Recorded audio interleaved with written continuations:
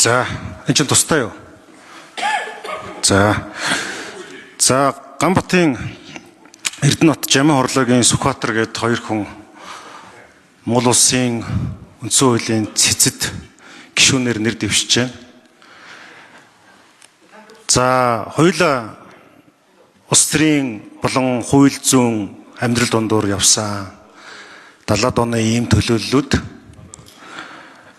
За, хоёуланд нь ижил зүйл байгаа.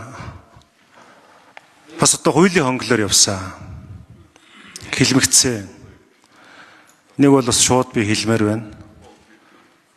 Улс төрийн шалтгаанаар өөрсдийнхөө эрхийг асуулж нэр төр алдар хүн дээрээ хохирч явсан хүмүүс.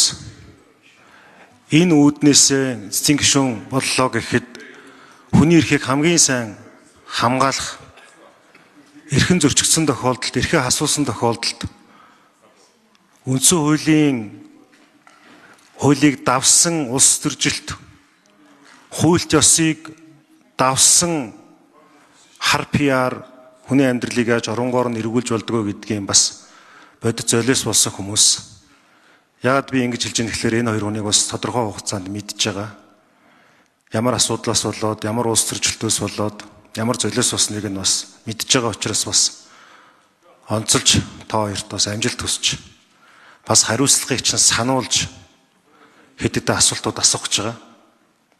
ЦЭЦ гэдэг бол бидний шудраг ёсны хамгийн дээд оргил ийм институт. Тэнд хувь хүнхээс илүүтэйгээр Монгол улс дахь хуулийн засаглал, тэр хуулийн засаглалын орон дэд болсон Монгол улсын үндсэн хууль халдашгүй дархан байх, түүний хэм хэмжээ зохицуулт, ардчлалын амьд баталгаа болж явах тэр бүрдлийг хангаж идэг. Тэгэхээр өнгөрсөн хугацаанд та хоёр аль аль нь улс төрийн намтай холбоотой ажлууд хийж ирсэн. Гэхдээ одоо үүнээс хойш түүнээс цааш одоо ямар нэгэн нам, хамаарал, танил тал бүх хаалгууд хаагдаж зөвхөн Монгол улсын язгуур ашиг сонирхлын өнцгөөс Монгол улсын эрх чөлөөт бүрэн эрхэт арчилсан үндсэн хуульд тэр одоо тогтолцооны өмнөөс та хоёр харах ийм цаг тоолол эхэлнэ.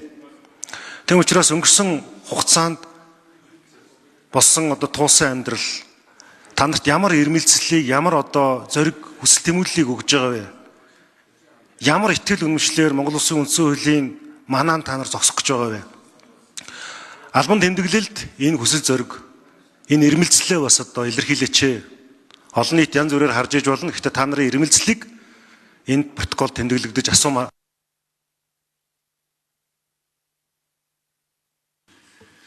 За, нэр дэвшиж хариулъя. Жамин хорлоогийн Сүхбаатар гишүүн. Эндрийн 4-р микрофон. Дараад нь Эрдэнэт гишүүн нэр дэвшиж бэлдэж байгаарай.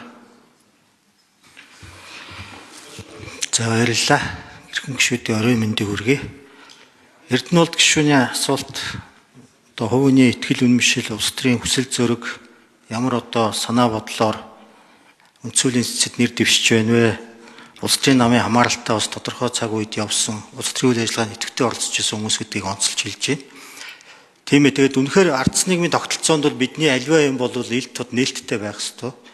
Янз бүрийн одоо асуудлууд үүсч болно. Тэгэхээр бүх юм нээлттэй бол ил тод нууж хаах юмгүй явах ёстой. Тэгээд миний одоо улс төрийн намд туулсан амьдрал бол та бас надад энэ одоо би танхимд бас сууж хууль тогтоож бас өнөөгийн парламент эрх зүйнцийг тавих гэсэн нөхдийн хамт оролцож ирсэн үнэнд хэлэхэд бас нэр төрийн эрг байж байна. Миний амьдралын бас нэг чухал мөч юм а таны асуулт бол. Тэгэхээр энэ дээр улс төрийн намд байхдаа бол Монголын улс төрийн тогтолцоог эрүүлжүүлэе гэж би ажилласан.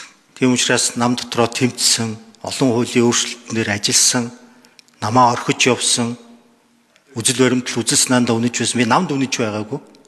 Монгол улсын төрийг бэхжүүлэх үйлсэд үнэж байсан. Амьдрал үйл хэрэгээрээ тэгж явсан.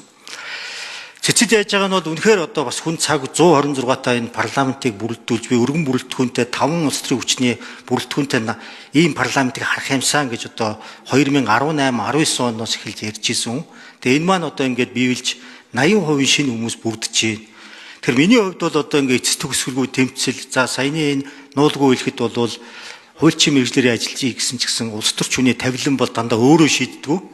Тэгээ засгийн газарт орж ажилласан, өөр салбар дээр ажилласан, мэдээж туршлага, сургамж, ухаарал Монголоо илүү ойлгох, Улаанбаатараа илүү ойлгох талаас бол хувийн хувьд бол сайхан байлаа. Гэхдээ амаргүй замыг туулсан хүн гэдэг амьтан бол тодорхой цаг хугацаанд амьдардаг, тодорхой энергитэй, хүсэл бодлоноос тодорхой зүйлээр хязгаарлагддаг. Тийм учраас одоо ийм боломж ингээд таарсан зүгээр энэ бол одоо хүмүүс итгээд мэдээж одоо улс төрч хүн чинь дандаа алга ташилтан дээр явахгүй мэдээ хэцүү зүйл дээр явдаг. Тэгэхээр цэцтэрээ орж ажиллана гэдэг бол миний карьерийн хувьд бол хуульчийнхаа хувьд нэр төртөө бас нэг энэ чиглэлээрээ дуртай юмдаа загас нуурандаа жаргалтай гэдэг шиг улс төрийнхаа ертөнцөөс шууд одоо намтай хамааралтай элдв хардлага сэрдэлгээс хайцсангуу одоо гайгүй. Гэхдээ мэдээж том хэмжээний маргаан шийдэх энэ газар бол очиж ажиллах нь бол Эрдэм номын үйлс талаасааж бас тэгтээ бас харьцангуй бас өөрийгөө бас залуу гэж бодож байна. Бас суралцахад бол оройтдгүй. Тэгэхээр энийгээ бас нэг олон жил орхицсан байсан. Энийгээ хий. Үндсэн хуулийн эрх зүйг хөгжүүлье. Үндсэн хуулийн шүүхээ институт талаас нь өөр татаж таны хэлдгээр хүний эрхийн чиглэлээр итгэлцлийг бий болгох талаас ажил хийх боломж нь надад одоо хувийн хувьд бас олдож байгаа боломж юм аа гэж ингэж харж байгаа. Хувийн компанид очиод би захирал хийж чадахгүй.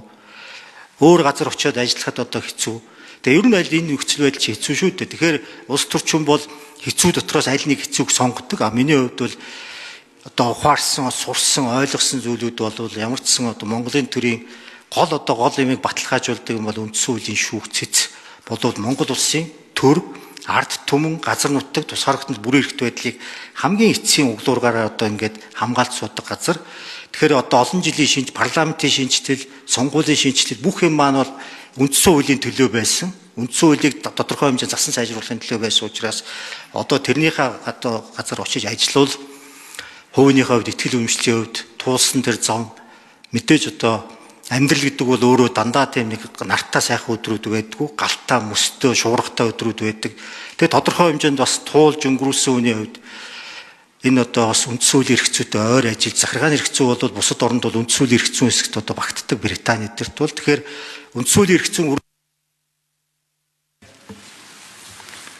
За Эрдэнэт нэр дэвшиж хариулъя.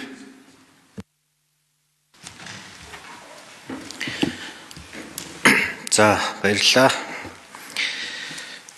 Үндсэндээ 32 жил хууль зүйн салбарт ажиллаж эрүүгийн эрх зүй тэгээд сүүлийн жилүүдэд энэ бодлого боловсруулах, тодорхойлох энэ чиглэлээр туршлагажж ажиллаж ирлээ. Нэг хоёр зүйлийг ялангуяа өнөөдрийн энэ шийдвэр гаргах үйл ажиллагаатай холбоотойгоор би хувьдаа бас өөртөө итгэл үнэмшил болгосноо хэлье. Хамгийн эхлээд нэг ойлгож авсан зүйл маань бол бидний өнөөдрийн хүртэл тогтоох гэж тогтоож байгаа шударга ус гэдэг бол нэг удаа байшин шиг бариад орхичдаг зүйл ерөөсөө биш юм байна. Шударга ус гэдэг бол үйл явц юм байна. Энийг байнга хамгаалж, байнга гарчилж, тордож, байнга одоо түүнийг төлөө ажиллаж байхгүй бол нэг л удаа сайхан шударга хууль гаргачлаа. Сайхан шударга шийдвэр гаргачлаа. Асуудлыг шударгаар шийдлээгээ бодоод орхиход тэр зүйл маш амархан алдрах эрсдэлтэй байд юм байна. Тэм учраас ямар нэг юм хийгээд орхиж зогсож ерөөсөө болохгүй. Хэрвээ үнэхээр л одоо энэ салбарт энэ мэргэжилтэд ажиллаж байгаа бол тэр нөгөө өөрийнхөө итгэл үнэмшил болгосон шударга ус гэдэг юм хамгаалж тордож байхын төлөө явах ёстой гэдэг ойлгож авсан. Дараагийн ээлжинд яг үүнтэйгээ холбоотойгоор ямар ч асуудлыг 100% итгэлтэйгээр харж болохгүй юм билээ.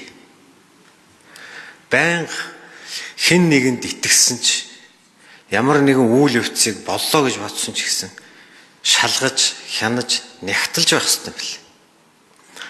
Өнөөдрийг хүртэл бидний гаргасан бодлого, хууль, шийдвэр, явуулсан үйл ажиллагаа цаг хугацааны ихээр нөхцөл байдал өөрчлөгдөхөд эсвэл түүний араас олон шин зүйл тодорч гарч ирэхэд бид ямагт түүнийг эргэж харж нягтлж гаргасан шийдвэр зөв үү гэж эргээд өөрийнхөө ч бусдын шийдвэрийг харж нягтлж эргэлзэж байх ёстой байл.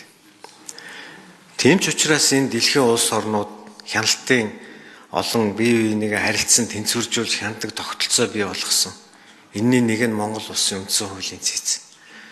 Энэ салбарт ажилласан, сурж мэдсэн, амьдралаас сурсан зүйл дээр тулгуурлаад энэ одоо итгэсэн ч шалгадаг энэ ажлыг үргэлжлүүлж хийх ёстой гэж бодсон учраас би энэ ажил хэргийн саналыг маш хүнд итгэлтэйгээр хүлээж авсан.